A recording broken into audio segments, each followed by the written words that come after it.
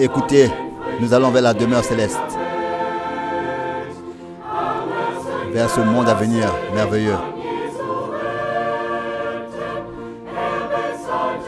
Laisse-toi sauver par Jésus. Il a payé la rançon pour toi. Veux-tu venir avec nous à cette ville glorieuse? Jésus te recevra. Veux-tu venir avec nous? Veux-tu venir avec nous au ciel?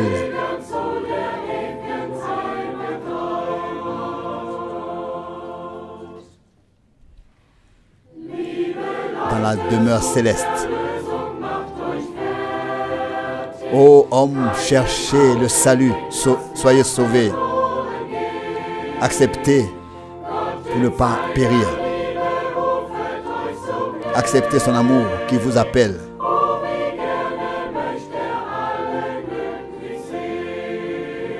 Oh, comme il voudrait voir tous sauvés. Veux-tu venir avec nous à cette demeure céleste merveilleuse? Jésus te recevra. Jésus te recevra. Veux-tu venir avec nous pour aller au ciel? Veux-tu entreprendre ce pèlerinage vers la demeure céleste? Là-bas.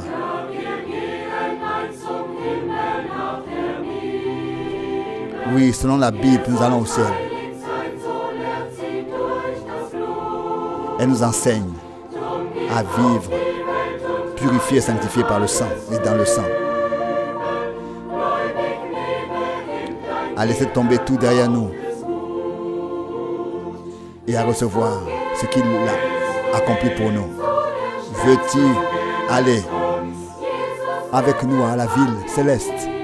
Jésus te recevra. Veux-tu venir avec nous pour aller au ciel? Pour aller au ciel, viens aujourd'hui encore. Veux-tu entreprendre ce pèlerinage, ce voyage de pèlerin vers le ciel?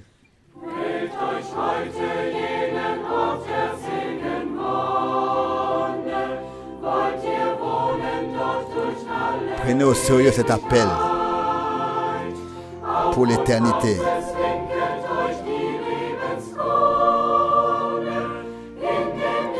Et vous recevrez la couronne de la vie là-bas dans la gloire. Veux-tu venir avec nous pour aller au ciel? Jésus te recevra. Veux-tu venir pour aller au ciel? À la demeure céleste. Veux-tu aller au ciel avec nous à la ville céleste? Jésus te recevra.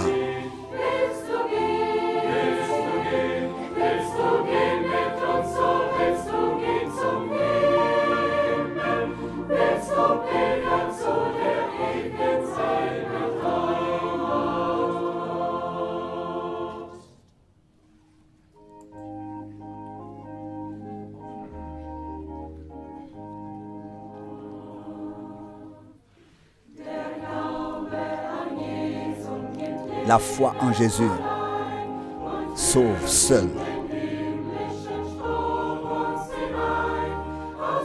Et nous immerge dans le fleuve béni. Jésus nous a rachetés. Et nous a établis dans son royaume éternel.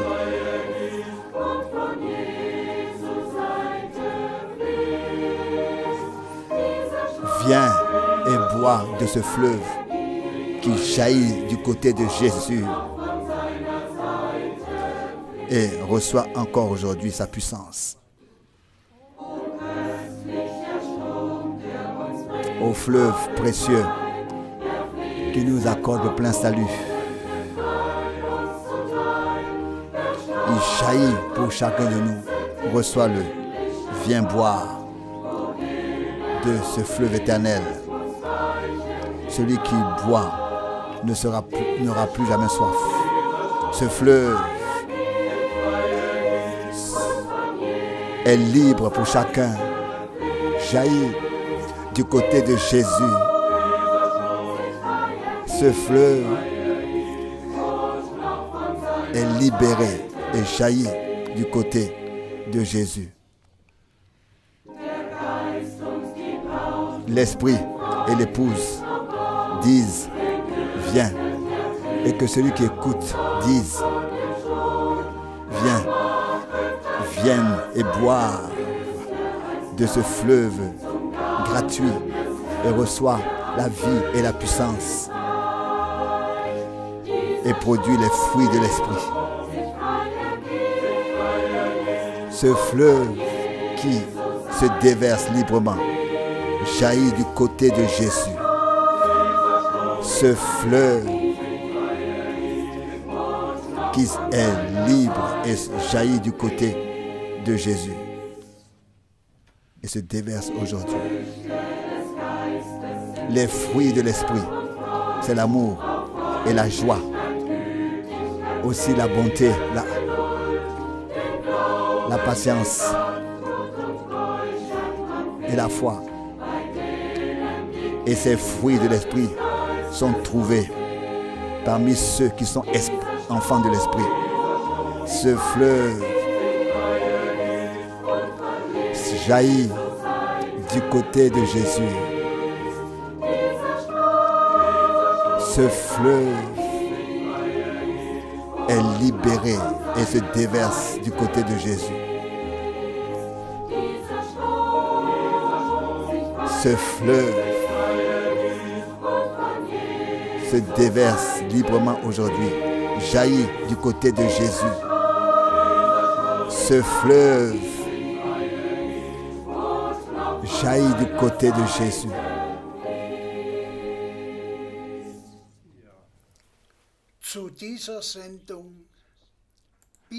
Nous souhaitons la bienvenue à tous les frères et sœurs du monde entier pour cette émission Observation de la parole biblique avec Frère Franck.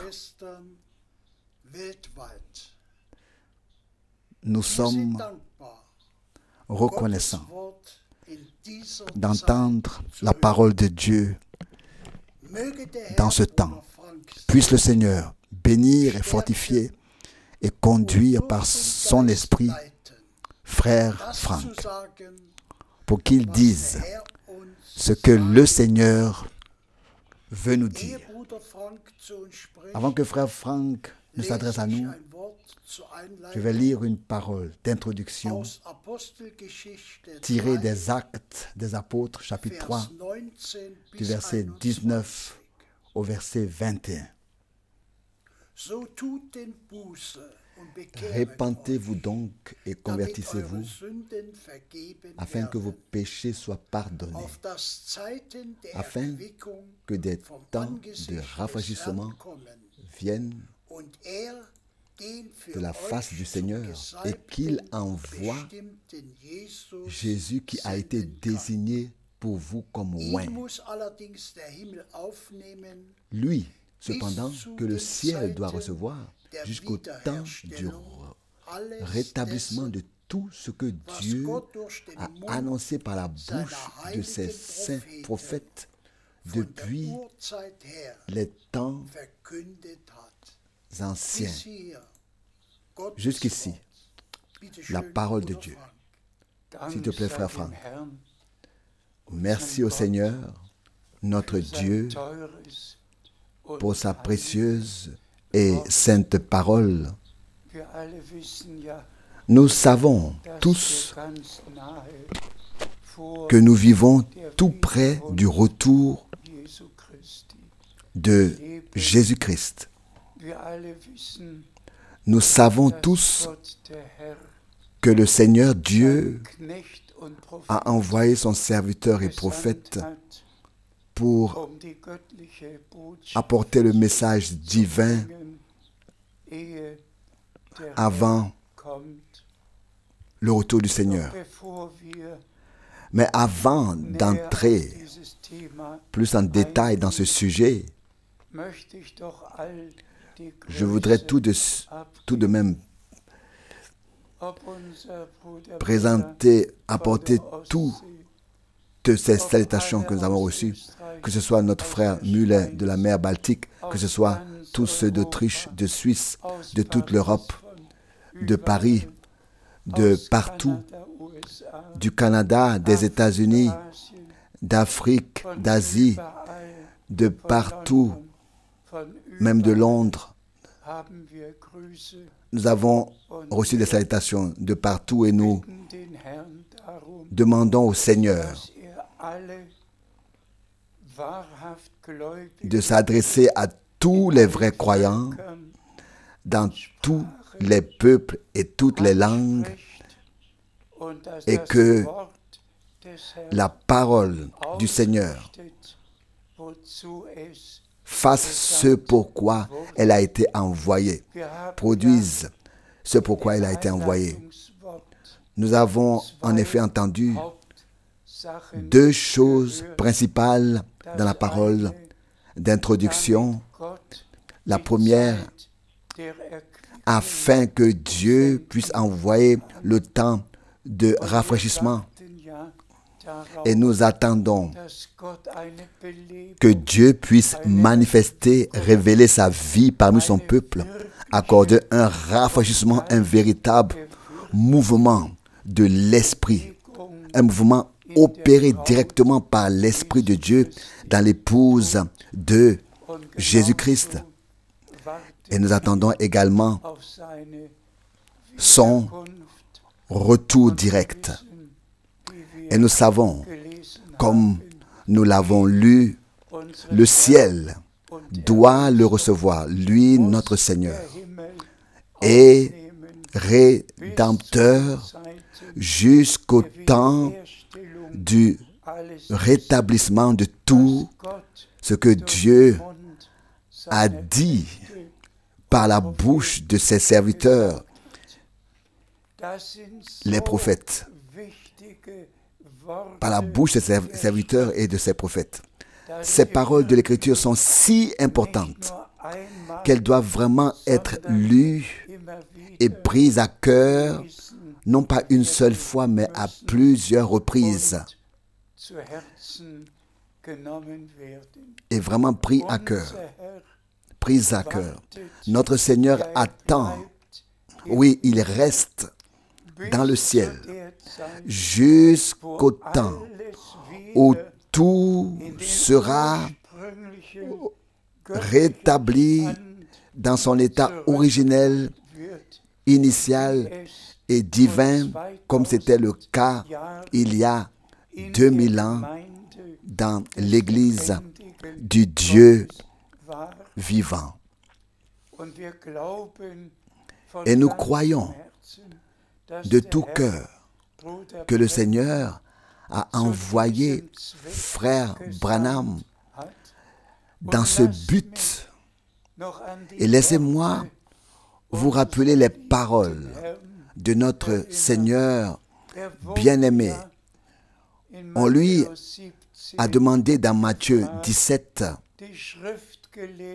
les scribes prétendent qu'Élie doit venir premièrement, et la réponse a été, je vous le dis, la réponse est venue, je vous le dis, en vérité, Élie viendra premièrement et rétablira toutes choses. Donc, pas seulement les prophètes et les apôtres, mais notre Seigneur lui-même a confirmé qu'avant le retour de Jésus-Christ, notre Seigneur, un prophète comme Élie se présentera pour convoquer le peuple de Dieu, comme cela s'est passé sur le mont Carmel, et que le peuple de Dieu devra prendre une décision devra prendre la décision de continuer à suivre ses propres voies ou de revenir au Seigneur. Donc, alors, gardons à l'esprit et aussi dans le cœur qu'avant le retour de Jésus-Christ, le message pur et divin de la parole sera apporté. Et je rappelle 2 jours qui ont une signification particulière.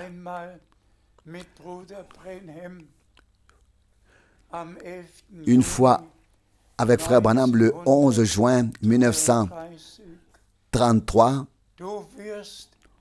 où il lui a été dit, tu sera envoyé avec un message qui précédera donc la seconde venue de Christ. Le 11 juin, et ensuite le 11 juin 1958, où Frère Branham m'a dit à Dallas, Texas, Frère Frank, tu retourneras en Allemagne avec ce message.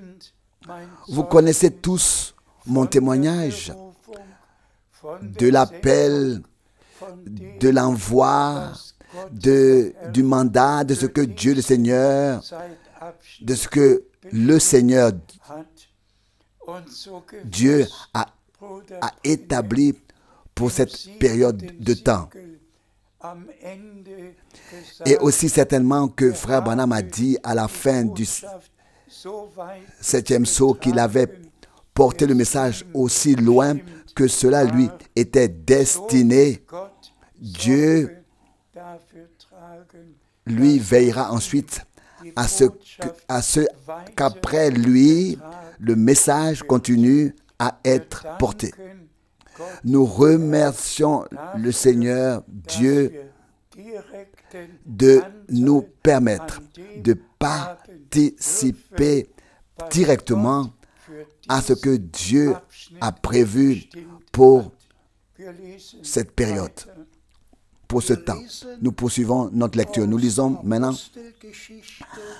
dans Actes des Apôtres, chapitre 2, verset 42. Actes des Apôtres, chapitre 2, verset 42. Mais ils gardaient et persévéraient dans l'enseignement des apôtres et dans la communion fraternelle, dans la fraction du pain et dans les prières communes. Ils gardaient avec persévérance, ils gardaient et persévéraient dans l'enseignement des apôtres. Frères et sœurs, il en va de même pour nous maintenant, après que Dieu ait tout rétabli, ait rétabli chaque enseignement, chaque connaissance, toute promesse, tout ce que Dieu a dit à l'Église dans sa parole. Nous le gardons et persévérons dans ces choses, car elles nous ont été adressées. Cela nous est destiné. Poursuivons notre lecture. Nous lisons le verset 47 de Actes des Apôtres 13. Actes des Apôtres 13, verset 47. Car ainsi nous l'a ordonné le Seigneur. Je t'ai fait lumière des nations pour que tu deviennes salut jusqu'aux extrémités de la terre. Ça, c'était le moment dans lequel Paul a dû dire aux Juifs, puisque vous n'acceptez pas la parole, le message du salut, nous nous tournons vers les païens. Et il s'est alors référé à la prophétie biblique. Car c'est ainsi que le Seigneur Dieu l'avait déjà fait dire par le prophète Ésaïe au chapitre 49 d'Ésaïe. Et avant de lire ce texte, permettez-moi d'insister. Les apôtres ont reçu des instructions pour mettre en pratique ce que Dieu a annoncé par les prophètes. Nous poursuivons maintenant notre lecture. Nous lisons du prophète Ésaïe, Ésaïe 49, le verset 6. Ésaïe 49, le verset 6. Oui, il a dit, ce n'est pas assez pour moi que tu sois mon serviteur, seulement pour rétablir les tribus de Jacob et pour ramener les réchappés d'Israël. Non, je te détermine aussi à être la lumière des nations, pour que mon salut atteigne les extrémités de la terre. Loué soit notre Seigneur, loué et exalté soit notre Seigneur. Tout nous est dit dans cette double promesse, une fois pour Israël et ensuite pour l'Église des nations. Et il ne suffit pas au Seigneur de rassembler Israël de nouveau. Il ne lui suffit pas que Jérusalem soit redevenue la capitale d'Israël et que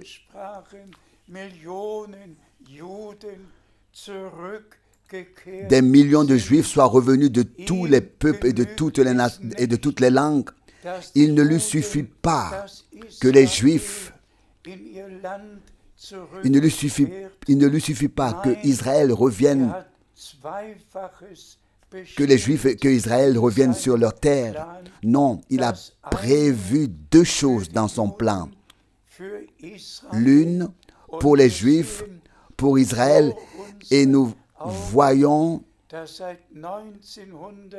sous nos yeux que depuis 1948, la promesse s'est réalisée que le Seigneur a fait revenir son peuple Israël de partout et qu'Israël a été déclaré État.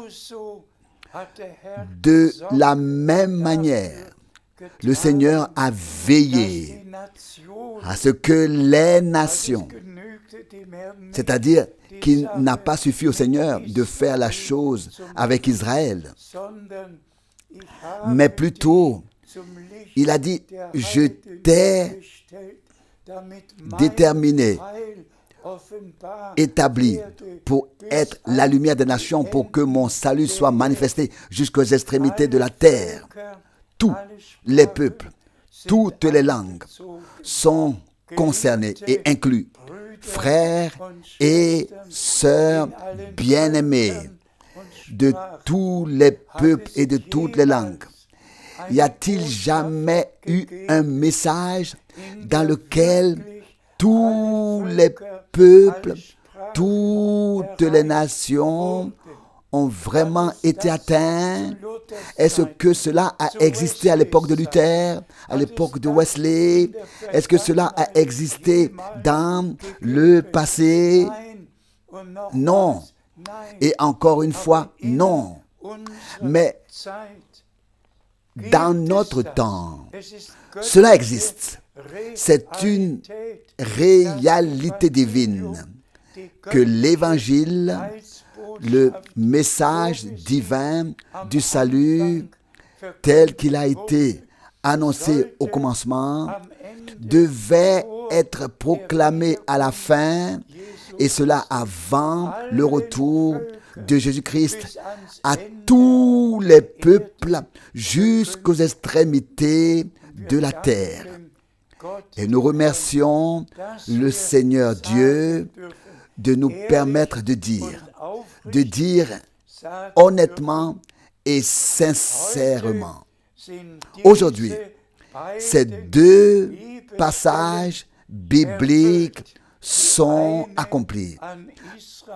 L'un sur Israël, l'autre sur l'Église. Heureux celui dont les yeux sont ouïs et ouverts pour voir dans quel temps nous vivons, dans quel temps nous sommes effectivement arrivés. Nous poursuivons notre lecture.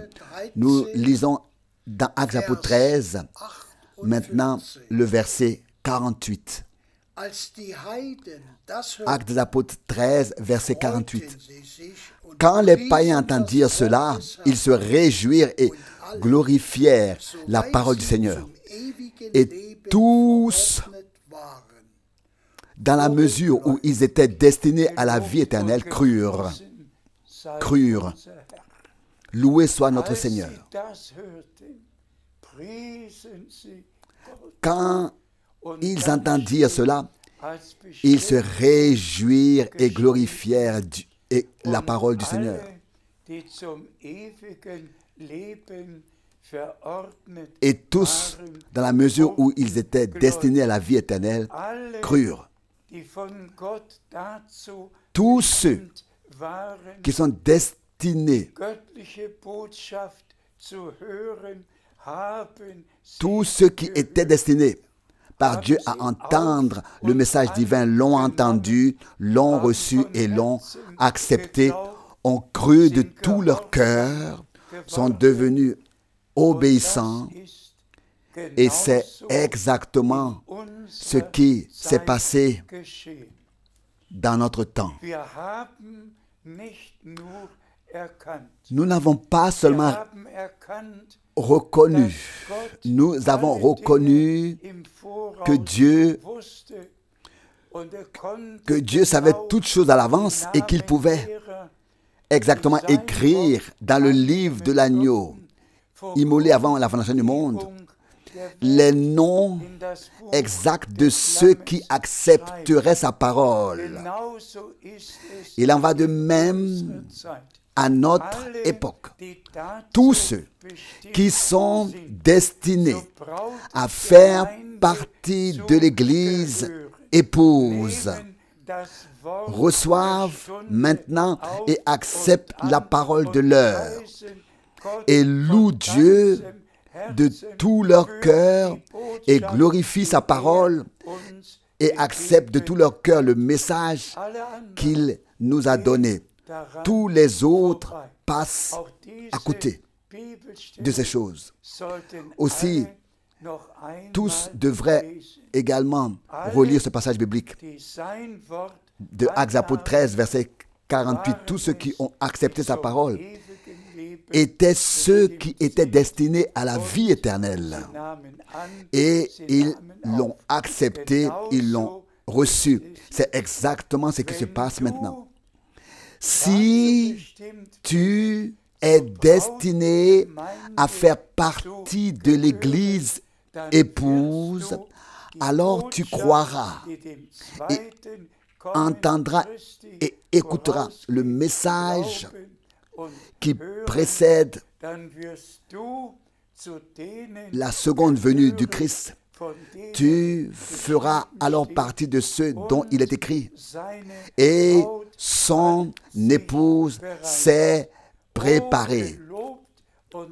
Ô loué et exalté soit notre Seigneur pour sa précieuse et sainte parole, révélée et vivante. Nous poursuivons notre lecture. Nous lisons maintenant dans 1 Timothée, le chapitre 4, le verset 1.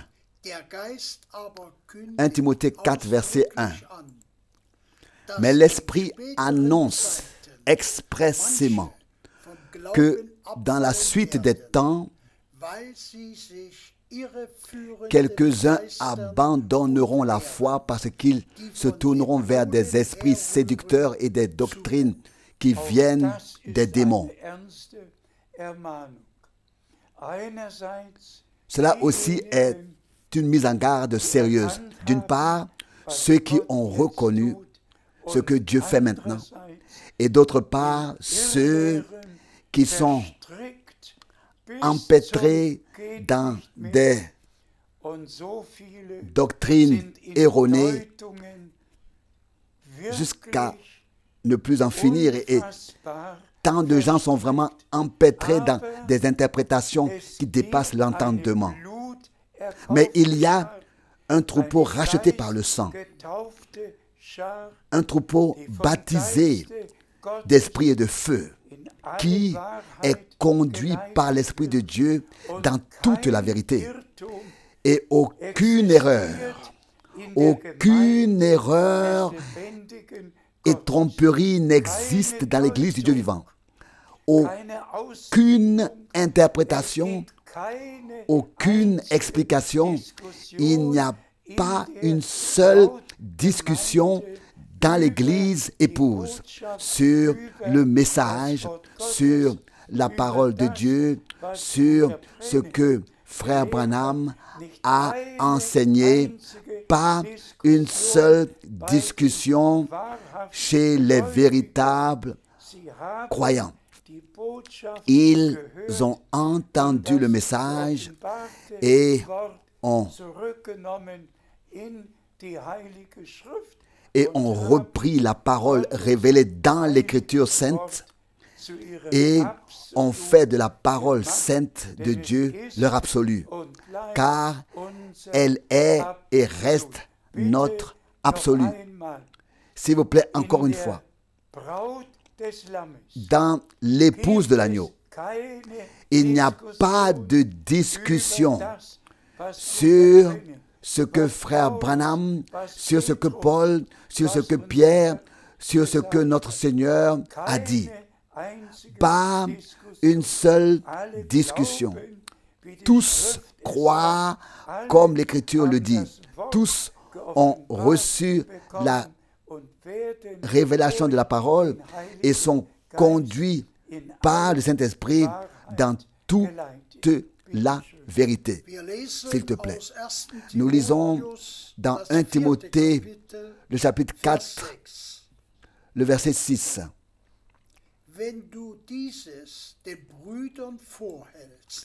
Si tu fais valoir ces choses auprès des frères, tu seras un serviteur recommandable de Jésus-Christ, parce que tu auras pour nourriture les paroles de la foi et les bons enseignements que tu as pris pour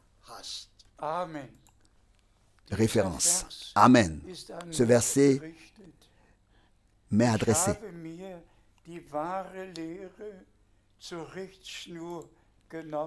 J'ai pris les bons enseignements, les vrais enseignements comme référence. J'ai transmis ce que Dieu a révélé. Et cela implique effectivement de souligner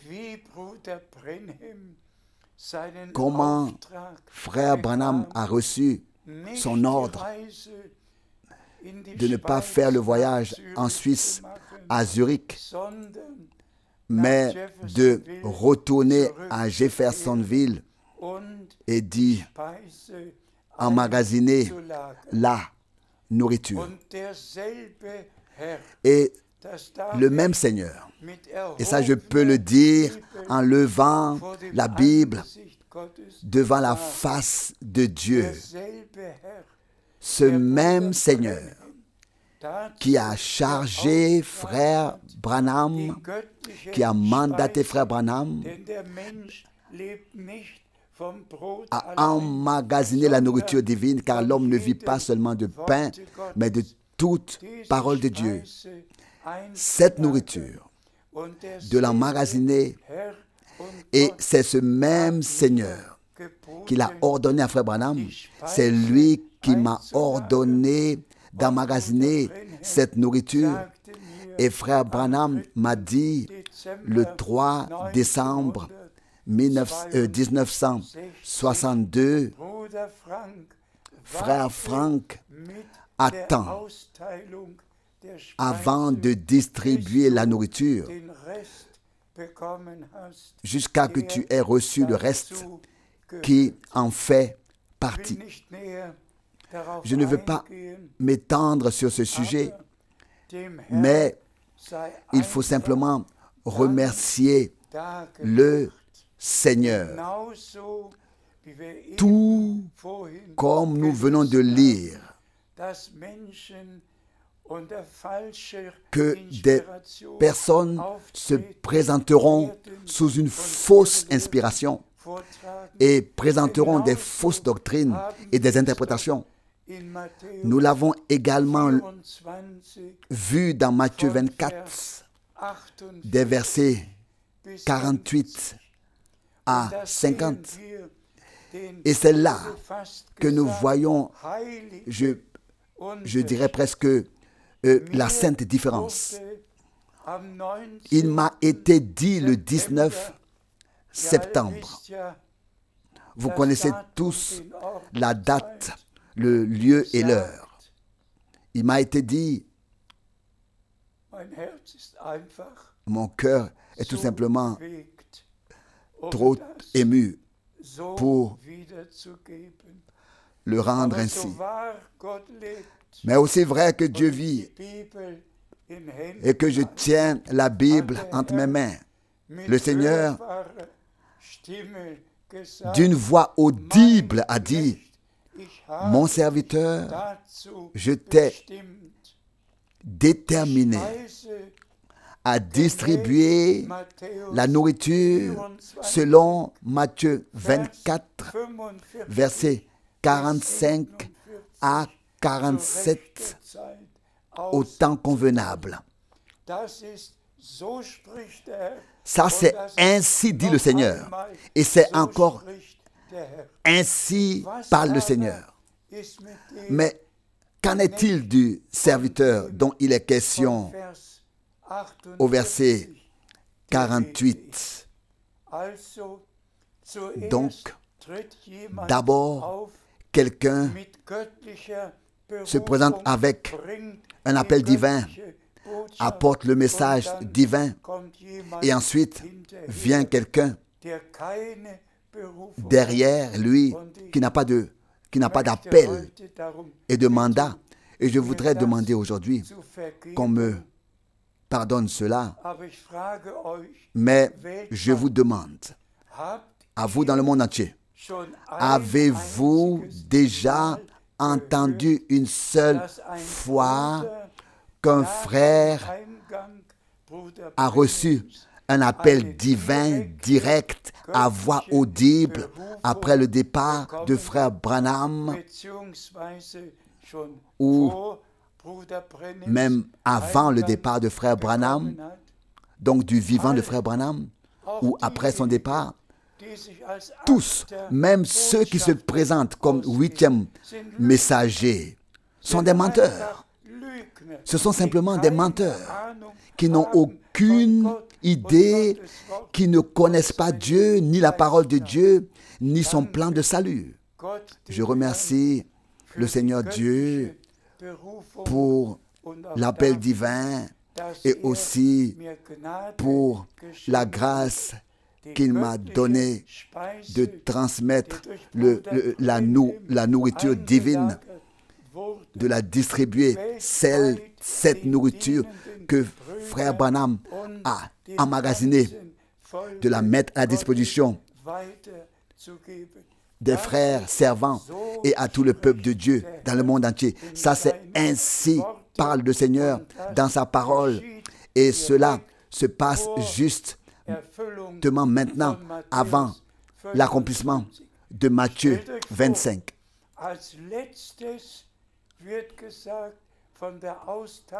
Regardez cela. La dernière chose dont il est question est la distribution de la nourriture dans Matthieu 24. Et directement dans Matthieu 25.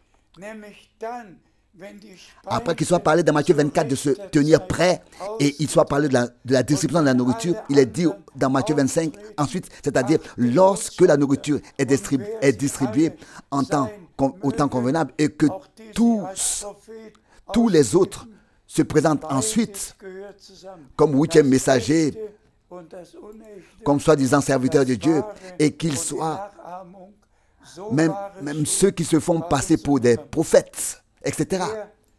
Les deux vont de pair, le vrai et le faux, le vrai et l'imitation. Il en était déjà ainsi pour notre Seigneur. Il a semé la bonne semence. L'ennemi est venu après et a semé la mauvaise semence. Mais cela s'accomplit juste après. Dans Matthieu 25. Alors, lorsque la nourriture sera distribuée et que le peuple de Dieu, l'Église épouse, recevra dans le monde entier la dernière nourriture divine, la parole révélée, alors c'est à ce moment-là que le royaume des cieux sera semblable à 10 vierges. Et je demande à Dieu que vous, qui écoutez maintenant la sainte parole de Dieu, que vous soyez parmi les vierges sages qui purifient leurs lampes, qui mettent l'huile dans les vases et l'emportent pour être prêtes quand l'époux reviendra. Nous poursuivons notre lecture.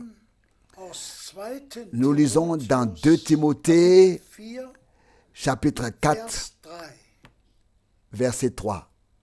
2 Timothée 4, verset 3. Car il viendra un temps où les hommes trouveront que l'enseignement des Saintes Écritures est insupportable.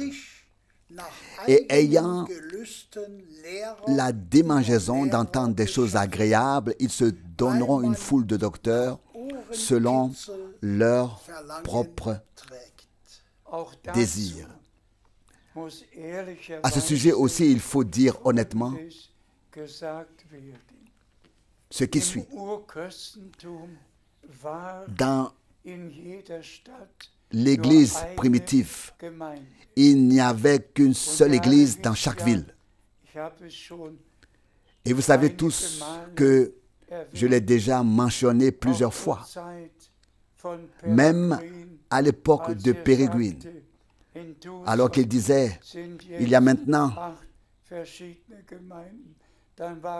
8 églises différentes à Tucson, puis il y en a eu 9 et ensuite 11.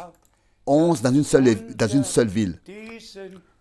Tout cela témoigne du fait qu'il n'y a pas eu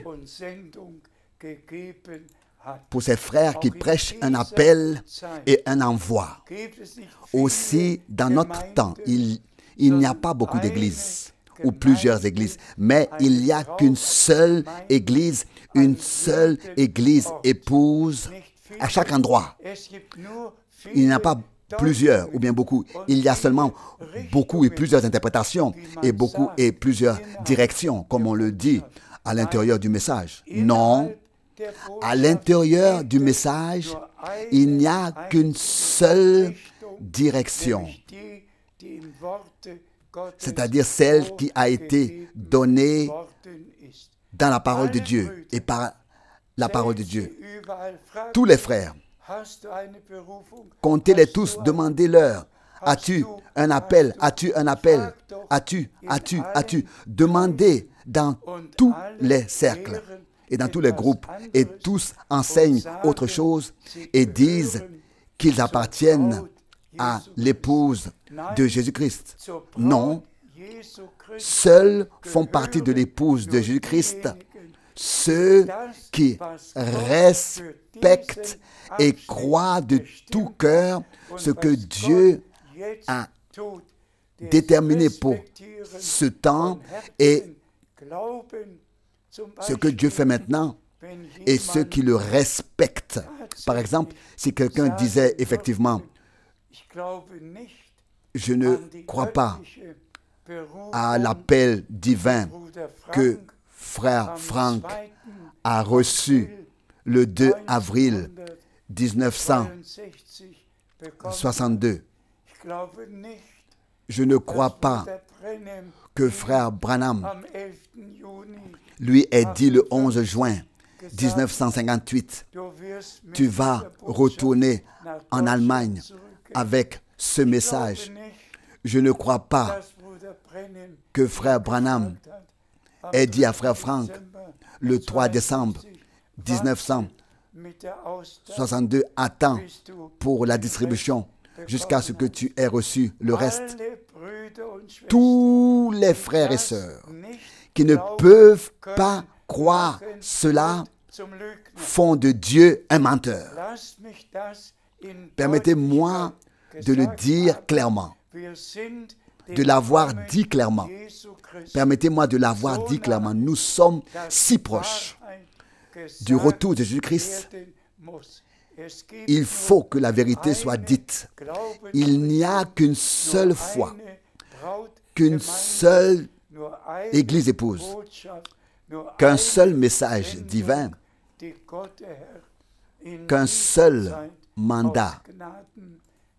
Il n'y a qu'un seul mandat que le Seigneur Dieu a accordé par grâce en ce moment. Lisons encore un peu. Nous lisons Tite 2, versets 7 et 8. Tite 2, versets 7 et 8. Je lis le verset 7. Et présente-toi toi-même à eux comme un modèle de bonnes œuvres à tout égard. Dans l'enseignement, fais preuve de pureté, d'authenticité, de vérité absolue, indiscutable, sans falsification, de dignité et de sérieux. Dans l'enseignement, fais preuve de pureté, d'authenticité, de vérité absolue, indiscutable, sans falsification. Cela est adressé qu'ont reçu un appel aux hommes qui sont envoyés, qui ont été réellement envoyés par le Seigneur. Fais preuve de pureté, d'authenticité, de vérité absolue, indiscutable, sans falsification, de dignité et de sérieux. Qui parmi tous ces frères qui racontent des histoires, diffusent des interprétations et transmettent de telles falsifications peut être classé ici? Qui? De tous ces frères, je ne connais aucun de ceux qui se sont écartés et qui proclament leur propre enseignement qui pourrait être classé ici dans cette écriture. Nous restons dans l'enseignement divin qui nous a été donné par les Saintes Écritures. S'il te plaît, je vais maintenant lire le verset 8 de Tite 2. Des paroles saines et irréprochables, afin que tout adversaire se sente confus parce qu'il ne peut pas dire du mal de nous. Aussi ce verset est lui aussi un véritable coup de massue. Tout simplement si puissant. Il ne s'agissait pas seulement de Paul, mais de Dieu qui utilisait Paul pour mettre ses paroles dans le cœur de son collaborateur Tite. Et aujourd'hui, Dieu veut m'utiliser pour mettre ses paroles dans le cœur de tous les frères qui servent, afin qu'il n'y ait vraiment plus de mélange, plus d'interprétation, plus rien de propre, plus aucune pensée propre, mais que l'Église épouse se rassemble partout dans le même lieu et vive sa préparation finale pour le retour de Jésus-Christ. s'il te plaît. Nous lisons de 1 Timothée, le chapitre 2, le verset 7. C'est pour ce témoignage que j'ai été appelé à être prédicateur et apôtre. Je dis la vérité, je ne mens pas. Établi comme enseignant des païens dans la foi et la vérité. Rendons grâce au Seigneur. D'abord, Paul énumère d'abord une série de faits divins, puis c'est pour cela que, il dit ensuite, c'est pour cela que j'ai été déterminé, désigné pour transmettre la parole en toute vérité. Et qu'il a été désigné et déterminé comme prédicateur et enseignant, appelé à être prédicateur. Rendons grâce au Seigneur qui a placé dans l'Église les différents ministères, dons et tâches. Mais maintenant, il s'agit principalement de l'enseignement apostolique. Il s'agit de la parole prophétique. Il s'agit de ne pas annoncer autre chose que ce qui est écrit dans ce testament ici. Et un testament a tout ce qu'il faut pour l'être. Et comme il exprime la dernière volonté, et comme Paul a pu souligner qu'il a été désigné comme enseignant par Dieu, personne ne peut s'approprier un don ou une tâche. Cela doit lui avoir été donné par Dieu. Et c'est pourquoi nous sommes reconnaissants de pouvoir tout classer et transmettre de manière biblique aussi dans l'enseignement, même sur le plan doctrinal, afin que tout soit finalement ordonné bibliquement avant le retour de Christ et que cela soit prêché ainsi. S'il te plaît, nous lisons encore le verset 13 de 1 Thessaloniciens 3. 1 Thessaloniciens 3, verset 13. Qu'il affermisse vos cœurs afin qu'ils soient irréprochables dans la sainteté devant notre Dieu et Père lorsque notre Seigneur Jésus viendra avec tous ses saints. Nous pouvons ici répéter Amen et Amen à plusieurs reprises à ce sujet. Demeurez fermement dans ce que nous avons reçu lorsque le Seigneur reviendra avec les saints, avec ceux qui se sont endormis en Christ, et que nous qui vivons et serons restés vivants seront changés. Que nous fassions vraiment partie de la troupe qui sera enlevée, de la troupe qui s'est laissée préparer, qui reçoivent et acceptent avec un respect divin aussi les appels divins pour notre temps. Puis-je le dire haut et fort? Tous ceux, et j'inclus ici toutes les communautés pentecôtistes du monde entier qui revendiquent d'être baptisés du Saint-Esprit, d'exercer des dons, de prier pour les malades et ainsi de suite. Pour ceux qui ne croient pas à ce que Dieu a prévu dans sa parole pour ce dernier passage, dans le temps dans lequel nous sommes maintenant. Luc 19, du verset 40 au verset 45, s'applique à eux que Jésus a dû pleurer sur Jérusalem et dire, Jérusalem, Jérusalem, oh, si tu avais connu en cette heure ce qui sert à ta paix, mais maintenant, cela est resté caché à tes yeux. Celui qui ne voit pas ce que Dieu a promis, qui ne voit pas ce que Dieu fait maintenant, celui pour qui ces choses sont restées cachées, il est aveugle, il est spirituellement aveugle, il peut parler en langue, il peut prophétiser, il peut exercer tous les dons et venir ensuite dire au Seigneur, n'ai-je pas prophétisé, n'ai-je pas fait ceci et cela? Bien mes frères et sœurs, je ne sais pas pourquoi je dois insister sur toutes ces choses aujourd'hui.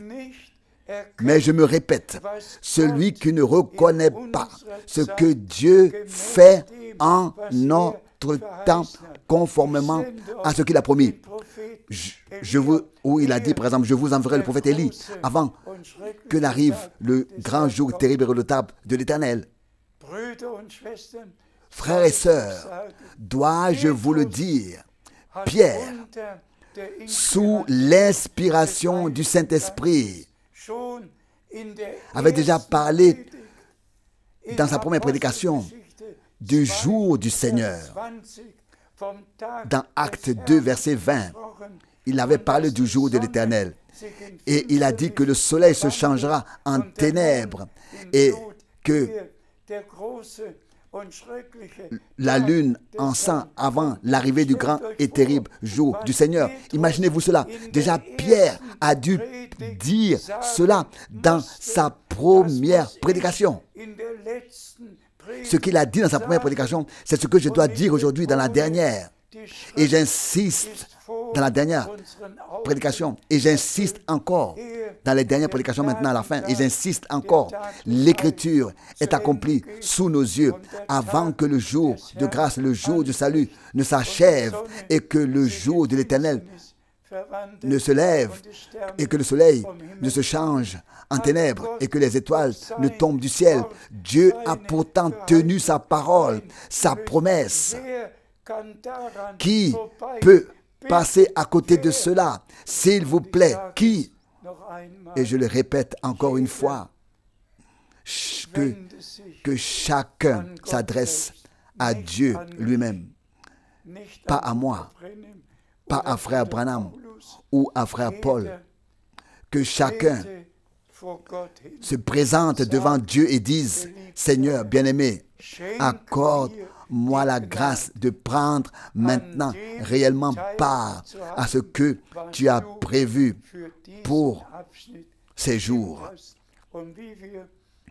Et comme nous l'avons lu au commencement, ils sont restés dans l'enseignement des apôtres. Ils sont restés attachés avec persévérance dans l'enseignement des apôtres. Dans la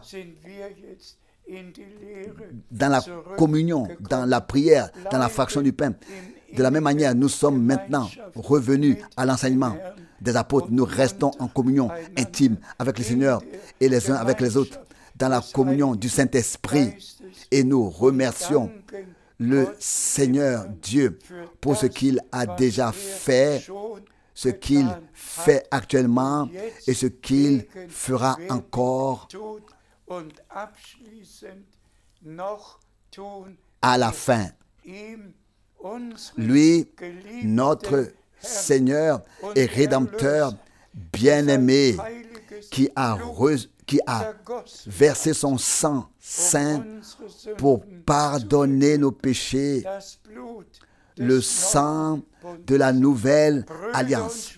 Frères et sœurs, nous sommes le peuple de la nouvelle alliance, les fils et les filles de Dieu. Et nous sommes destinés à faire partie de l'Église épouse de Jésus-Christ. Et c'est pourquoi nous croyons à l'accomplissement des promesses en notre temps.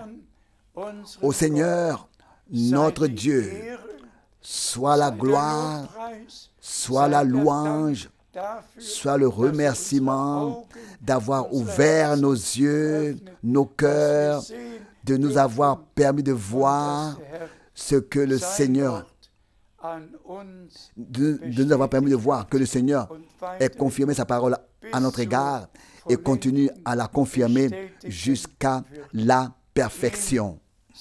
À lui, la gloire dans toute l'éternité. Alléluia. Amen. Amen. Nous nous levons encore et remercions le Seigneur. Frère Borg va encore remercier. Père Céleste, nous te remercions pour ta grâce. Nous te remercions. Nous sommes ton peuple. Et tu nous as parlé ce matin par ta précieuse parole. Ta parole est esprit et vie. Ta parole produit l'effet pour lequel tu l'envoies. Bénis tous les frères et sœurs du monde entier qui ont entendu le dernier message. Bénis-les. Bénis toute l'œuvre. Nous sommes reconnaissants de pouvoir reconnaître ce que tu as fait et ce que tu fais maintenant. Au nom de Jésus. Amen.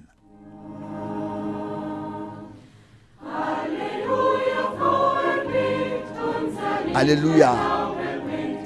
Joyeux résonnent nos cantiques pour le Seigneur. Joyeux dans le Seigneur.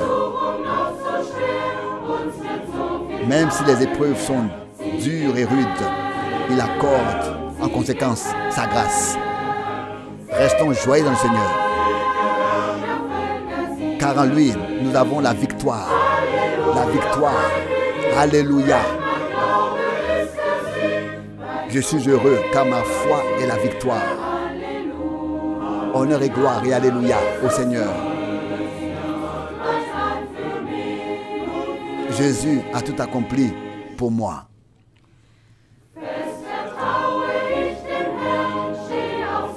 Je fais fermement confiance au Seigneur et je me tiens fermement dans sa parole. Victoire dans le Seigneur. Victoire dans le Seigneur.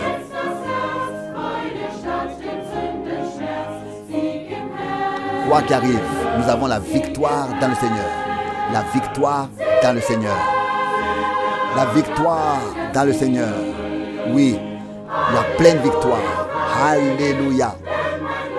Je suis libéré car ma foi est la victoire. Honneur et gloire. Alléluia. Jésus a tout accompli pour moi.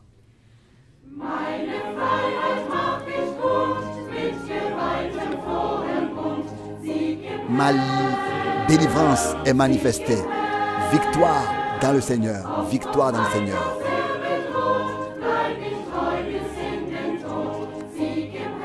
Je lui reste fidèle jusqu'à la mort. Quoi qu'arrive, j'ai la victoire dans le Seigneur. Victoire dans le Seigneur. Oui, la pleine victoire. Alléluia. Je suis libéré, affranchi, car ma foi est la victoire. Honneur et gloire. Et alléluia. Jésus a tout accompli pour moi.